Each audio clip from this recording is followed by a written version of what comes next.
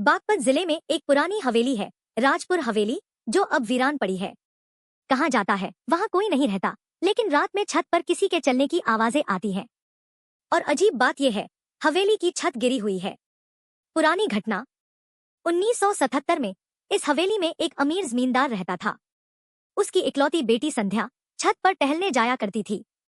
एक दिन अचानक वो छत से गिरकर मौत का शिकार हो गई। उसके मरने के कुछ दिन बाद ही हवेली के नौकरों ने शिकायत की, हर रात कोई छत पर चलता है, हंसता है, कभी कभी रोता है। छत का रहस्य। 1993 में एक रिपोर्टर सच्चाई जानने वहां गया। उसने पूरी रात बाहर से छत की रिकॉर्डिंग की। कैमरे में ये कैद हुआ, पायल की आवाज धीमे कदमों के साथ, और फिर एक हल्की सी चीख। अगली सुबह छत पर देखा गया, वहां गिरा हुआ कांच का टुकड़ा था, जिस पर खून के छींटे थे। लेकिन वो छत तो 1984 में ही जर्जर होकर पूरी तरह गिर चुकी थी। वहां कोई चल ही नहीं सकता। अब क्या होता है? अब भी ग्रामीण कहते हैं, हर पूर्णिमा की रात हवेली की छत पर किसी के चलने, नाचने और कभी कभी किसी के गिरने की गूंज सुनाई देती है। जो भी हवेली के अंदर रात रुकने गया, या तो बीमार पड़ा या मानसिक रूप से असंतुलित हो गया। रहस्य अनसुलझा है।